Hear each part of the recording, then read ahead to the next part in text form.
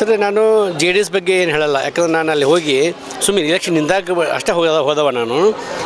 ಕಾಂಗ್ರೆಸ್ ಪಕ್ಷದವ್ರು ಹೆಂಗೆ ಗೊತ್ತನ್ಸರಲ್ಲೇ ಒಂಥರ ದ್ಯಾಮೋನ್ ಜಾತ್ರೆಗೆ ಕುರಿ ಬಿಟ್ಟು 3 ವರ್ಷದ ಬೆಲೆ ಬೇಯಿಸಿ ಆಮೇಲೆ ಬಲಿ ಕೊಡ್ತಾರಲ್ಲ, ಹಂಗೆ ನಮ್ಮನ್ನು ಬಲಿ ಕೊಟ್ಟರು ಯೂಸ್ ಮಾಡಿಕೊಂಡು. ದೇವರಾಜ್ ಪಾಟೀಲ್ ಅವರು ಕಾಂಗ್ರೆಸ್ದವ್ರಲ್ಲಿದ್ದರೆ ಅವರೇ ಅಭ್ಯರ್ಥಿ ಆಗ್ತಾ ಇದ್ರು, ಯಾಕೆ ಒಂದು ಅವಕಾಶವನ್ನು ಮಿಸ್ ಮಾಡಿಕೊಂಡ್ರು ಅನ್ನುವಂಥ ಮಾತುಗಳು ಸಹ ಕೇಳಿಬರ್ತದೆ. ಸರ್ ಅದು ಹೆಂಗೆ ಗೊತ್ತೇನು ಸರ್, ಯಾವುದೋ ಒಂದು ವ್ಯಕ್ತಿಗೆ ಅದು ಆ ಜಾಗ ಬಿಟ್ಟು ಹೋದ್ಮೇಲೆ ಈ ನೀಲಿದ್ದು ಹಂಗಾಕಿತ್ತು ನೀಲಿದ್ದು ಹಿಂಗಾಕಿಂತಾರೆ, ಬಟ್ ಇದ್ದಾಗ ಯಾರು ಮಾತಾಡ್ಸೋದಿಲ್ಲ. ಬಾಗಲಕೋಟೆ ಬೈ ಎಲೆಕ್ಷನ್ ನಿಮಿತ್ತವಾಗಿ ಅನೇಕ ನಾಯಕರು ನಮ್ಮ ಜೊತೆ ಇದ್ದಾರೆ. ಇವತ್ತು ಬಾಗಲಕೋಟೆಯಲ್ಲಿ BJP ತನ್ನದೇ ಆಗಿರುವಂತಹ ಒಂದು ಸ್ಟ್ರಾಟಜಿಯ ಮೂಲಕ ಪ್ರಚಾರವನ್ನು ನಡೆಸ್ತಾ ಇದೆ. ಸದ್ಯಕ್ಕೆ ದೇವರಾಜ್ ಪಾಟೀಲ್ ಅವರು, ಸತ್ಯನಾರಾಯಣ ಹೇಮಾದ್ರಿ ಅವರು, ಅನೇಕ ನಾಯಕರು ನಮ್ಮ ಜೊತೆ ಇದ್ದಾರೆ, ಹಾಗೆ ಕಾರ್ಯಕರ್ತರು ಸಹ ಇದ್ದಾರೆ. ಈಗ ಬಾಗಲಕೋಟೆ BJPಯಲ್ಲಿ ಈ ಸಾರಿ ಪಕ್ಕಾ ಗೆದ್ದೇ ಗೆಲ್ಲುತ್ತೆ ಅನ್ನುವಂತಹ ನಿಟ್ಟಿನಲ್ಲಿ ಕಾರ್ಯಕರ್ತರು ಹುಮ್ಮಸ್ಸಿನಿಂದ ಒಂದು ಪ್ರಚಾರ ಕಾರ್ಯವನ್ನು ಮಾಡ್ಕೊಂಡಿದ್ದಾರೆ. ದೇವರಾಜ್ ಪಾಟೀಲ್ ಸರ್ ನಮ್ಮ ಜೊತೆ ಇದ್ದಾರೆ, ಅವ್ನು ಮಾತಾಡಿಸ್ತಾ ಹೋಗೋಣ. ಸರ್, ಈಗ ತಾವು ಹಿಂದೆ JDS, ಕಾಂಗ್ರೆಸ್ಸು, ಬೇರೆ ಬೇರೆ ಪಕ್ಷಗಳಲ್ಲಿ ಇದ್ದವರು, ಹಾಗೆ ವೃತ್ತಿಯಾಗಿ ವೈದ್ಯರಾಗಿರುವಂಥವ್ರು, ಅನೇಕ ಸಾಮಾಜಿಕ ಮಿಡಿತವನ್ನು ತಾವು ಅರಿತಿದ್ದೀರಿ.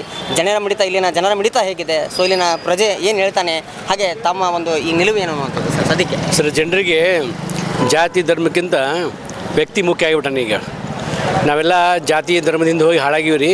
ಈ ಸರಿ ನಾವು ವ್ಯಕ್ತಿ ನೋಡಿ ಓಟ್ ಹಾಕೋಣ.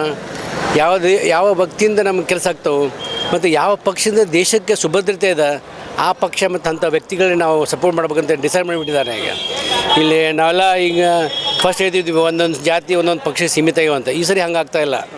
ಕುರುಬ ಸಮಾಜದವರು ಕಾಂಗ್ರೆಸ್ ಫಿಕ್ಸ್ ಇಲ್ಲ, ಮುಸ್ಲಿಮ್ಸು ಕಾಂಗ್ರೆಸ್ ಫಿಕ್ಸ್ ಇಲ್ಲ.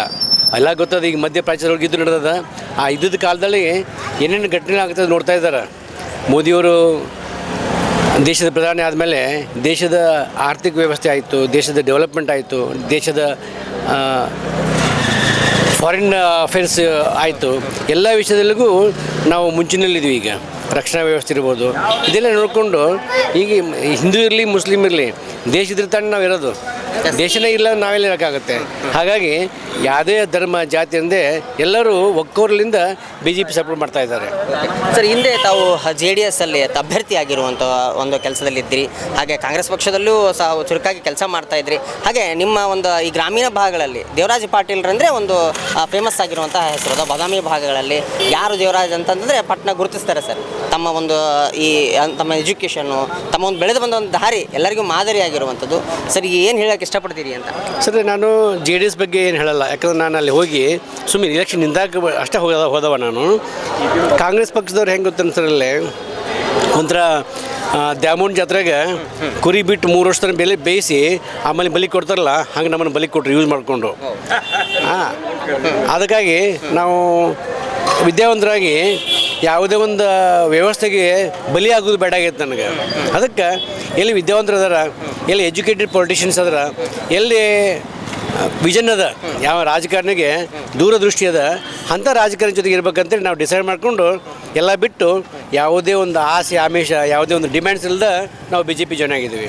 ಸರಿ, ನೀವು ದೇವರಾಜ್ ಪಾಟೀಲ್ ಅವರು ಕಾಂಗ್ರೆಸ್ದವ್ರಲ್ಲಿದ್ದರೆ ಅವರೇ ಅಭ್ಯರ್ಥಿ ಆಗ್ತಾ ಇದ್ರು, ಯಾಕೆ ಒಂದು ಅವಕಾಶವನ್ನು ಮಿಸ್ ಮಾಡಿಕೊಂಡ್ರು ಅನ್ನುವಂಥ ಮಾತುಗಳು ಸಹ ಕೇಳಿಬರ್ತದೆ. ಸರ್ ಅದು ಹೆಂಗೆ ಗೊತ್ತೇನು ಸರ್, ಯಾವುದೋ ಒಂದು ವ್ಯಕ್ತಿಗೆ ಅದು ಆ ಜಾಗ ಬಿಟ್ಟು ಹೋದ್ಮೇಲೆ ಈ ನೀಲಿದ್ದು ಹಂಗಾಕಿತ್ತು ನೀಲಿದ್ದು ಹಿಂಗಾಕಿಂತಾರೆ, ಬಟ್ ಇದ್ದಾಗ ಯಾರು ಮಾತಾಡ್ಸೋದಿಲ್ಲ. ಹೋದ್ಮೇಲೆ ಅಷ್ಟೇ ಅದು. ನಾವೆಲ್ಲ ಈಗ ಮನೆಗೆ ಯಾರೋ ಒಂದು ತೀರ್ಕೊಂಡಾಗ ಹಿಂಗೆ ಮಾಡ್ತೀವಲ್ಲ, ಆ ಥರ ಇದು ನಮ್ಮನ್ನೆಲ್ಲ ಮುಗಿಸಿದ ಮೇಲೆ ನಾವು ಹೊರಗೆ ಹೋದ್ಮೇಲೆ ಈಗ ಹೇಳ್ತಾರೆ ಅವ್ರು, ನಿಮ್ಮ ಹಂಗಾಕೈತೆ ನಿಮಗೆ. ಏನೂ ಇಲ್ಲ ಸರ್, ನಾವೆಲ್ಲ 2 ಸತಿ B.Pharm ತೊಗೊಂಡು ಬಿಟ್ಕೊಟ್ಟು ದೊಡ್ಡ ನಾಯಕರಿಗೆ ಗೆಲುವಿನ ಕೈ ಹೋರಾಟ ಮಾಡಿ ತಣ್ಣು ಮಣ ದಣದ ಕೆಲಸ ಮಾಡಿ ಈಗ ಅಪಾರ ಅನುಭವದ ಸರ್. ನಾನು ಒಬ್ಬ ಎಜುಕೇಟೆಡ್ ಪೊಲಿಟಿಷಿಯನ್. ನನಗೆ ಬರೀ ಪೊಲಿಟಿಕ್ಸ್ ಮಾಡಿಲ್ಲ, ನಾನು ತಿಳ್ಕೊಂಡು ಪೊಲಿಟಿಕ್ಸ್ ಮಾಡೀನಿ. ಅಂದರೆ ನನಗೆ ಆ ಘಟನೆಗಳು ಚೆನ್ನಾಗಿ ನೆನಪದವು. ಅವ್ರು ಏನು ಮಾಡ್ಯಾರ, ಅವ್ರು ಹೆಂಗೆ ನಮ್ಮ ದುಡಿಸ್ಕೊಂಡಾರ ಅಂತೇಳಿ. ಬೇಡ ಸರ್, ಅದೆಲ್ಲ ನಮಗೆಲ್ಲ ಅರ್ಥ ಆಗಿದೆ. ಹೊರಗೆ ಬಂದಿದ್ವಿ, ಈಗ ಆರಾಮಿದ್ದೀವಿ, ಮರ್ಯಾದೆ ಅದ, ಎಲ್ಲರೂ ಚಂದ ನೋಡ್ಕೋತಾರೆ, ಸಾಕಿಷ್ಟು. ಬಟ್ ಈ ನಮ್ಮ ಉದ್ದೇಶ ಈಗ ಎಷ್ಟೇ, ಬರುವ ಏಪ್ರಿಲ್ 9ರಂದು ಎಲ್ಲ ಜನರ ಕೈ ಮುಗಿದು ಕಾಲು ಮುಗಿದು ವೀರೇಂದ್ರ ಚಂದ್ರಮಠರಿಗೆ ಓಟ್ ಹಾಕಿಸಿ ಅವ್ರು ಗೆಲ್ಲಿಸೋದೇ ನಮ್ಮ ಗುರಿ. Okay sir, thank you sir. ಇನ್ನು ಸತ್ಯನಾರಾಯಣ ಹೇಮಾದ್ರಿ ಅವರು ನಮ್ಮ ಜೊತೆ ಇದ್ದಾರೆ, ಅವನು ಸ್ವಲ್ಪ ಮಾತಾಡಿಸ್ಬಿಡೋಣ ಸರ್. ಈಗ BJP